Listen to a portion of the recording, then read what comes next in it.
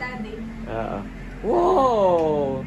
Bobby's favorite! May dati na yung alimango. Ay ngayon wala nang alimango. Yung kabeshis ano? Kabeshis Catering Services.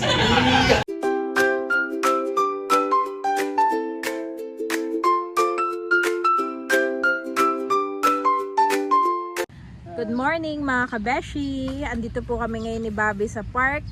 Bale, short story lang. Kanina pong 2:30 AM ay nawala ng kuryente. At ang affected area ay buo pong Real Infanta General na car dahil sa parang may bumagsak yatang poste o sumabog, hindi pa po alam. Ay inaayos pa. So bali kanina pong 5:30 AM kami nagpunta na ng dagat, 5 AM hanggang 6:30. Masyado pa rin maaga kaya ngayon ay nagpunta naman kami dito sa park. At kila nanay nga po sobrang init po talaga, hindi kaya. Kaya dito kami sa ilalim ng puno. Kahit nga po dito ay wala ring kahangin-hangin, oh. Hindi nagalaw ang mga puno. Pero mas maginhawa naman po. At si Andres nga po ay nakatulog at naandun kay Daddy, nandun po sila kay Tirzo. Ang hirap po pag may babies kapag nawala ng kuryente at pag nawala ng kuryente ay naapektuhan ng kanilang pagtulog. Kaya si Daddy ay thank you kay Daddy at shout out sa aming super daddy. Kami po yung pinapaypayan niya simula 2:30 AM hanggang 5 AM. Siya hindi na talaga nakatulog. Ang super daddy ng mga boys. At mamaya sa ating pananghalian ay ako po yung magluluto ng lamarang. Siguro ang aking luto naman ay lalagyan ko po ng parang kinamatisan. Yan. Kinamatisang lamarang, mga kabeshi. Kaya sana po ay magkakuryente na. Chinek ko nga yung website para sa announcement. Kanilang Facebook page ay ongoing pa rin daw ang pag-aayos. At pag once na naayos na ay sakalang magkakakuryente. Ngayon po ay Sunday kaya walang pasok po sa munisipyo. At ngayon naman po ay maaga pa, 7:30 AM pa lang. Kaya si Bobby nayaan ko, sabi ko mag-play muna siya dito. Maigi po si Bobby at ano lang, chill.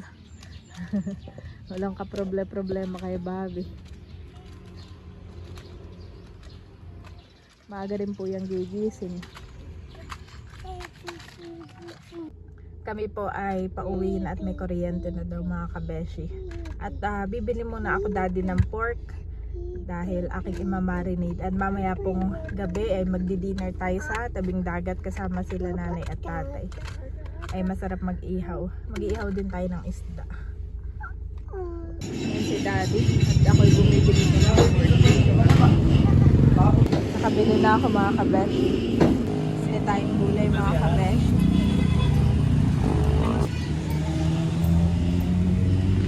Kaya ako na ito masarap nito sa inihaw. Saka may silip. Kamatis pala. So yan mga kabeshi, nahugasan ko na itong pork. Madami rin nga po. Mga ilang pa lang din ito ng liempo. At akin ang lalagyan ng mga ingredients. Meron ako sibuyas. Yan, lagyan na natin. Siyempre ang bawang. Tapos ay luya. Pinitpit ko lang yung luya para medyo lumasa. At pipigaan natin ng kalamansi mga kabeshi. At yan, pagsamasamahin na yung mga ingredients at akin na pong kinakamay na halu-haluin. Bale, ito nga po ay mamaya pa natin iihaw. At ang for final touch, lalagyan ko po ng toyo. At ito nga po mga kabeshi ay mapapanood ninyo ang pag-iihaw ang aming banding sa vlog po ni Daddy. Ayan. Akin lang pre-prepare. Yan, lagay muna natin sa ref mga kabeshi. Naka-ready na po ang ating marinated liempo. Kung ang laki ng lamarang po natin, gapinggan. Baka ano po. Ito nga pong mga lamarang ay aking ipiprito. At saka lalagyan ng kamatis. Sasabawan mga kabeshi. Napiprito na po ako ng isdang lamarang mga kabeshi. Nakalaki po. Dalawa pa lamang ay puno na yung kawali. At prepare ko na yung kamatis mga kabeshi. Ito nga po ay para maiba naman at hindi laging sinigang ay kinamatisang lamaran. At ayun mga kabeshi, nagigisa na po tayo ng kamatis. May bawang nga po ito at sibuyas. Nakapagprito na rin po tayo ng isdang lamarang mga kabeshi. At lalagyan ko lamang po ng konting tubig para may sabaw mga kabeshi. Sabaw is life para sa mga kids. Nailagay ko na yung isda mga kabeshi. Yan. Wow, masabaw. Thank you Lord. Pwede na mag-lunch mamaya ang kids. Papaliguan ko po muna. Mga hindi pa naliligo. At lalagyan din natin ng egg. Yan. Tapos ay konting kulo pa mga kabeshi. At luto na po ang ating kinamatisang lamarang. So yummy mga kabeshi. Kain po tayo.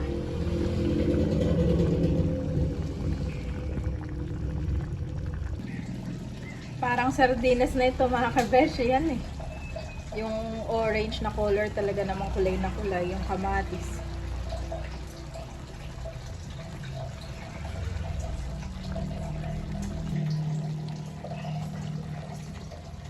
Titikman na natin mga kabeshi.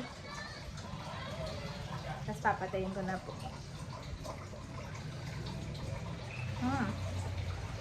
Kasarap.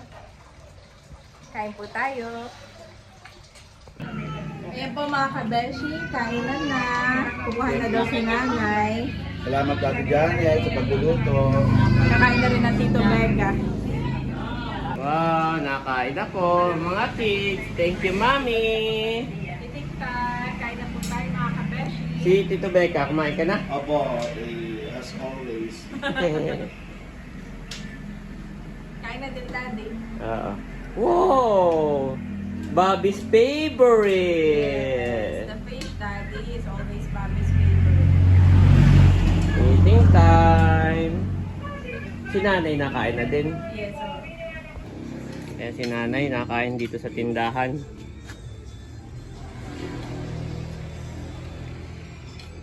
Kain po. Si tate walahan eh. Ay si Eric. Ay, kung saan kaya nagpunta? Diyan sa mga kalahi. Mga pinsaning. Meron din yung bola ako sa libolig. Nakain ka na rin, Mami? Ay, gusto ko yun. Pang salad. Pagsala, ano ko nga sana din sa ano yun sa... Nandito po yung kakasalin. Yan. Kami galing simbahan Ah, at nagbigay kami ng 2 pulong salt bearing.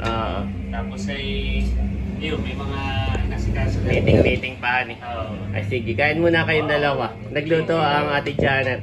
Thank you. Yan, kain muna. Malakas pala yung TV.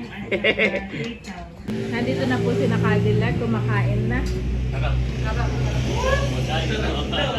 Pwede nang handa. Pwede nang pang ilagay sa presidential Sa table. VIP. Presidential table na... Abay, minsan sa ganyan, best gusto nila yung mga isda. Oo. Oo, mga ganyan. Gusto sa mga karni-karni. Minuto, Oo, mga kumbaga pwede mo nang ihanay ang... Kumbaga may dati na ay alimango. Ay ngayon wala nang alimango. Yung kabeshis ano? Just catering services. Oo, mga ganun natin. Kaya pala ba na yung loot at pag-catering na service? Minsan may calling sa iyo pala just catering services. Akala ko yung salad ng aking Masarap na. Sarap dati. Ano po, hindi ko lang po alam. Sarap nga. Masarap daw po pala. Marami pa doon lang ulo. Ikaw linggo po. Kuha ka lang dun, Layla. Nagkain na si nanay, Tito Becca. Tapos na, mga bata, ako. Si Eric na lang. Tita Eric na lang. Keep your lives free from the love of money and be content with what you have, because God has said, "Never will I leave you, never will I forsake you." Hebrews 13:2-5-9.